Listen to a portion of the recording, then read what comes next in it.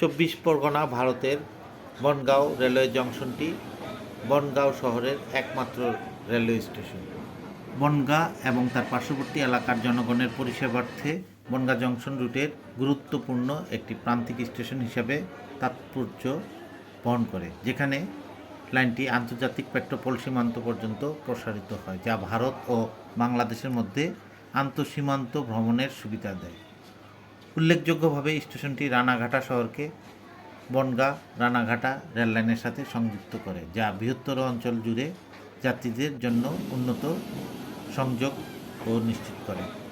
কলকাতার অমৃত ভারত স্টেশন প্রকল্পের সাথে সামঞ্জস্য রেখে বনগাঁ জংশনটি পুনরুন্নয়ন ও আধুনিকরণের কাজ যাত্রী সেবার মান উন্নত কল্পে প্রক্রিয়াধীন রয়েছে। আর এখান থেকে প্রতিদিন ৮০টিরও বেশি ট্রেন চলাচল করে থাকে।